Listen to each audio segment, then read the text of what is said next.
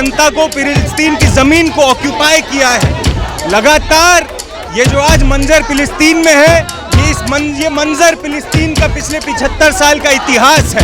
एक इंसान पे 10 लोग चढ़ के उन्होंने सबने गोदी में उठा के ऐसा डिटेन करा है, बस में डाला है, और आधे लोग तो already they have been detain. लोग मर रहे हैं, रबल के अंदर मरे हैं, डिजीजेस कॉज हो रही है क्योंकि इतनी बॉडीज, डेड बॉडीज बढ़ती जा रही है। सरकार का खुल के समर्थन करता है, इसमें दो राय नहीं। आप देख सकते हैं किस तरीके से फिलिस्तीन पर जुल्म हो रहा है। यहाँ लोगों की जानें जा रही हैं और आपको अपना एजेंडा चलाने से मतलब है। जहाँ लोगों की जान का, उनका सर्वाइवल का सवाल है। प्रदर्शन करने से रोका जा रहा है। हम तुम्हारे साथ हैं, हम तुम्हारे साथ हैं। दिल का बड़ा मार्केट अपने कंट्रोल में लेना चाहता है, इसलिए इजराइल ने फिलिस्तीन की जनता को फिलिस्तीन की ज़मीन को ऑक्यूपाई किया है। लगातार ये जो आज मंजर फिलिस्तीन में है, ये मंजर फिलिस्तीन का पिछले 75 साल का इतिहास है, जहां लगातार इजरायली बॉम्बिंग, इजरायली हमला फिलिस्तीन की जनता पर हो रहा है। दिल का बड़ा मार्केट अपने कंट्रोल में लेना चाहता है, इसीलिए भारत भी मदद कर रहा है, एड भेजी है मदद के लिए। देखिए, इंडिया अपने दो मत नहीं रख सकता है। इंडिया को एक तरफ वो ये कहती है गवर्नमेंट, इंडियन गवर्नमेंट, कि हम इजराइल के साथ हैं, दूसरी तरफ आप मदद भेजते हैं। ये नहीं चल सकता है।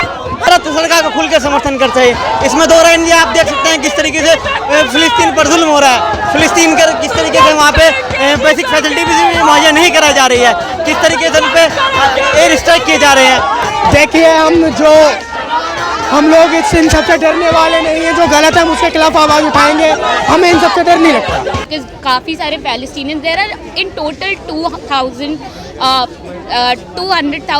Palestinians in there, and Israel has bombed hospitals, mosques, schools, restaurants, shops. The humanitarian aid is being presented, is being sent, but there is no possibility कि वो वहाँ तक पहुँचे। लोग मर रहे हैं, रबल के अंदर मरे हैं, डिजीजेस कॉज हो रही है क्योंकि इतनी बॉडीज, डेड बॉडीज बढ़ती जा रही है।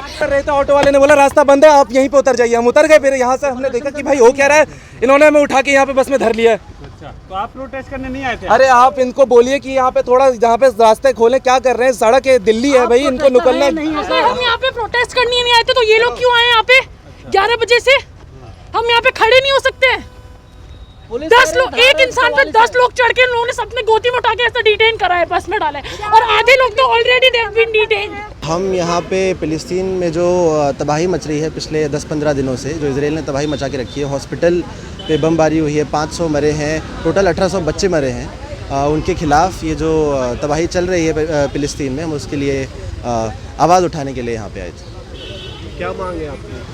हमारी मांग है कि जो सरकार की खुद की जो फॉरेन पॉलिसी है, जो बदल रही है, जैसे आप देखेंगे लगभग अभी भी इंडिया जो है वो फिलिस्तीन के लिए खड़ा होता है, पर अभी जो धीरे धीरे इंडिया क्रिटिसाइज़ नहीं कर रहा है इजराइल को इस चीज़ के बारे में। इजराइल वहाँ पे तबाही मचा रहा है, पूरे एक देश को बर्बाद कर रहा है, दूसरा देश होकर। काफ़ी सारे देश हैं उसको देश मानते भी नहीं हैं, पर उसने जो तबाही मचा रखी है फिलिस्तीन में, हम चाहते हैं कि भारतीय सरकार उसको क्रिटिसाइज़ करे, उसके खिलाफ एक स्टैंड ले।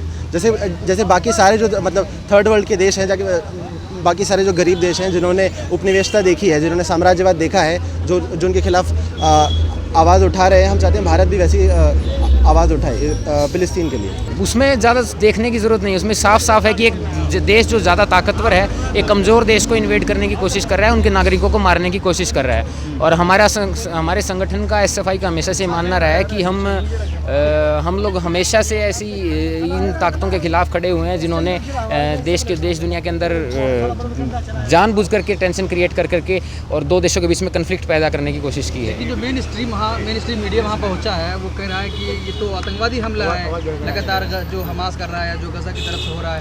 देखिए, इसमें सीधा हमारा मानना ये है कि देखिए, हम किसी भी व्यक्ति की जान जाने के खिलाफ हैं। हम अगर किसी एक भी व्यक्ति की जान जा रही है तो हमारी हमदर्दी उसके साथ है। हम अगर किसी ने पहले अटैक किया है, किसी ने बाद में अटैक किया है, ये बातें बाद में आती हैं। पहले हमारे सामने हिस्टोरिकल रिकॉर्ड्स हैं। जब आप उन रिकॉर्ड्स के ऊपर जाओगे, उस डाटा के ऊपर जाओगे, तो किस तरफ से कितने लोगों को मारा गया है, तो सब स्थिति सबके सामने आ जाती है। जिसमें मासूमों की जान सबसे ज़्यादा गई है। नहीं जाने पैलेस्टाइन की अगर वॉर, ये जो पूरा कन्फ्लिक्ट है, इसको अगर आप फॉलो करोगे तो आपको पहले पता चल जाएगा कि पहले भी जाने जाती रही हैं लगातार, मासूमों की पहले भी बच्चों की जाने गई हैं और अभी भी जा रही हैं।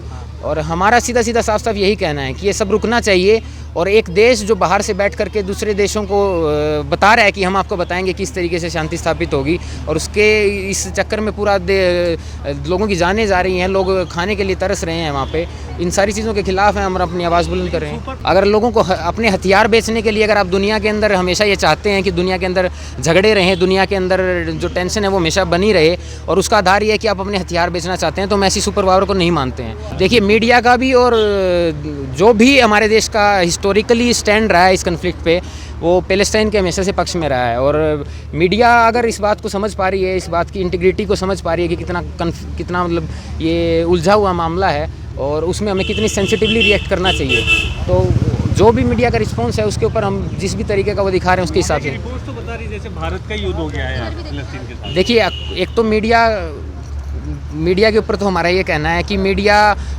आज डिवाइड हो चुका है पूरा। एक मीडिया ऐसा है जो पूरा स्टेट स्पॉन्सर्ड मीडिया है, जिसको कोई मतलब नहीं है, जो सरकार के स्टैंड्स होते हैं वही मीडिया के स्टैंड होते हैं। अगर आप हम बाहर से बैठ कर किस तरीके का नैरेटिव सेट कर रहे हो, यहाँ लोगों की जानें जा रही हैं और आपको अपना एजेंडा चलाने से मतलब है, जहाँ लोगों की जान का उनका सर्वाइवल का सवाल है।